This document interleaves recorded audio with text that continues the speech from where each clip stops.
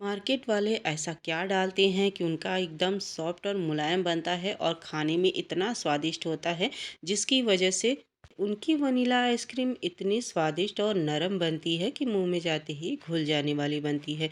तो आज उसी तरीके से मैं आप सभी के लिए वनीला आइसक्रीम की रेसिपी लेके आई हूँ, जिसको बनाना बेहद आसान है। तो चलिए फिर देर किस बात की, आज की न्यू रेसिपी शुरू करते हैं। शुरू करने से पहले हेलो गाइस, नमस्कार, स्वागत है आप सभी का सशीश तड़का किचन में। तो चलिए आज वनीला आइसक्रीम कैसे बनाते हैं उसकी रेसिपी शुरू वनीला करते आइसक्रीम हैं। हमें यहाँ पर बनाना है, तो यहाँ पर मैंने 2 पैकेट ले लिया है अमूल फुल फैट दूध। तो 1 लीटर मैंने यहाँ पर दूध ले लिया है। चलिए अब गैस ऑन कर देना है। गैस पर एक कढ़ाई रखेंगे और उसमें दोनों पैकेट दूध हम डाल करके इसको पकाएंगे। तो दोनों पैकेट खोल करके मैं डाल दूंगी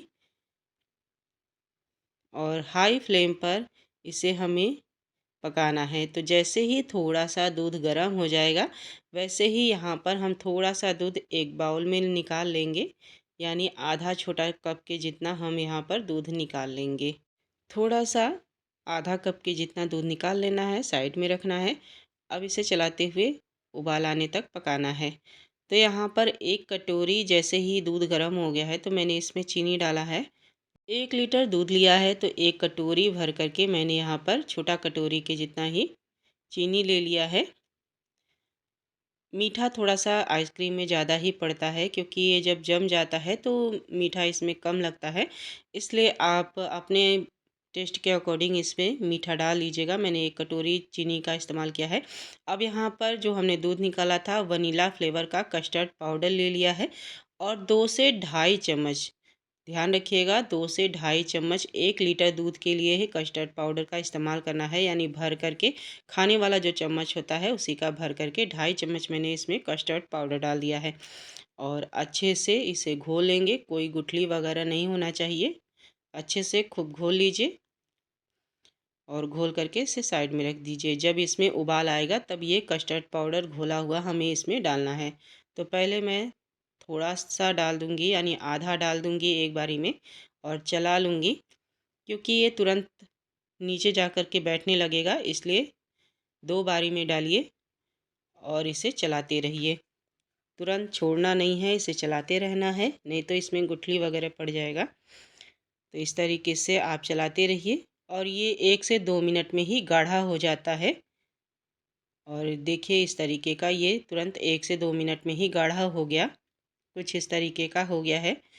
तो ये पक गया है। अब इससे ज़्यादा गाढ़ा नहीं करना है, इस गैस का फ्लेम बंद कर देंगे और अच्छे से पंखे की हवा में इसको ठंडा कर लेना है। जैसे ही ये ठंडा हो जाएगा, रूम टेम्परेचर पर आ जाएगा, तब इसे आप एक किसी और बर्तन में निकाल लीजिए। तो देखिए मैंने एक बर्तन ले लिया है और उसमें इसको पूरा निकाल दिया है। अब इसे रखना है ठंडा होने के लिए फ्रीज़र में, यानी हम इसको रखेंगे जमने के लिए, ठंडा होने के लिए नहीं, सॉरी, इसको जमने के लिए रखना है।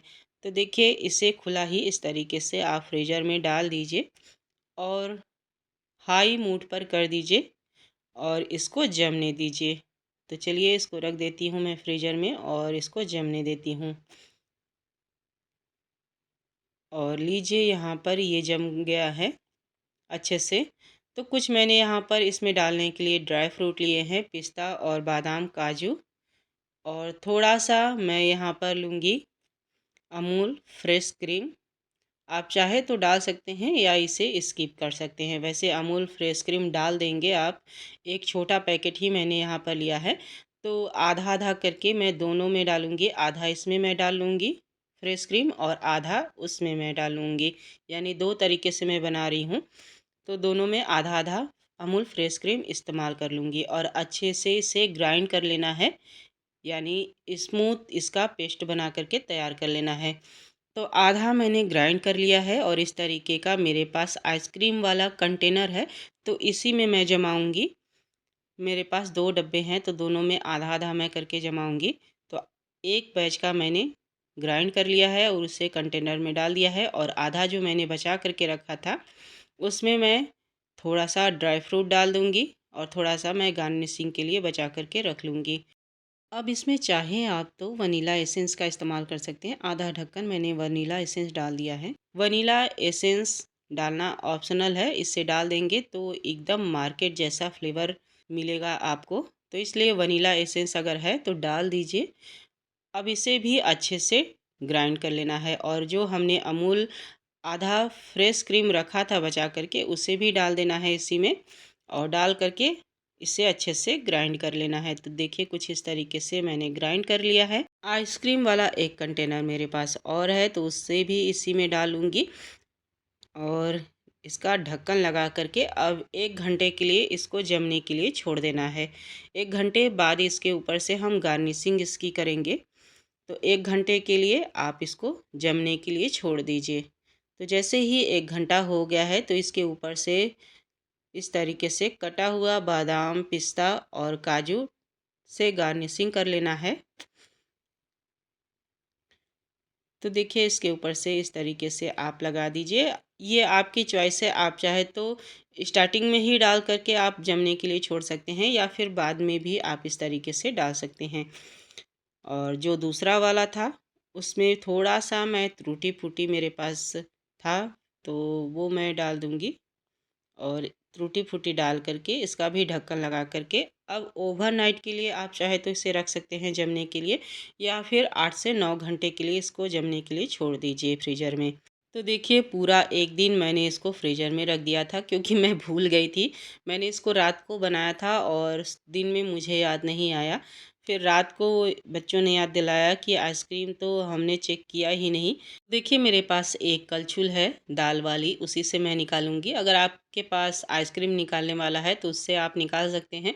तो मेरे पास ऐसा कुछ भी नहीं है तो मैं इसी से निकाल करके एक बाउल में सर्व कर लूँगी।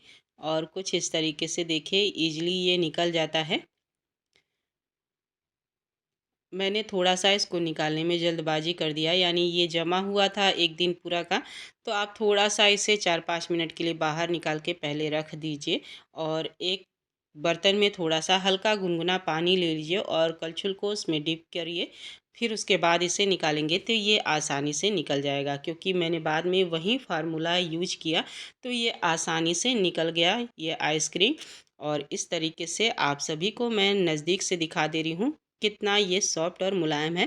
फ्रूटी फ्रूटी फ्लेवर का देखिए बच्चों ने यहाँ पर खा भी लिया है और फिर भी जो बचा हुआ है मैं काट करके आप सभी को दिखा दे रही हूँ कि कितना सॉफ्ट है।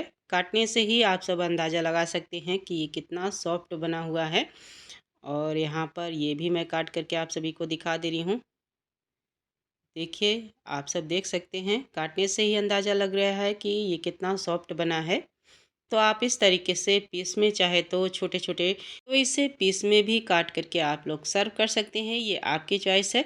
तो देखा आप सबने कितना बनाना आसान है और मार्केट से भी ज़्यादा कम दाम में बन कर के ढेर सारा तैयार हो जाता है आइसक्रीम। फिर मिलूँगी एक नई रेसिपी के साथ, तब तक के लिए बाय बाय।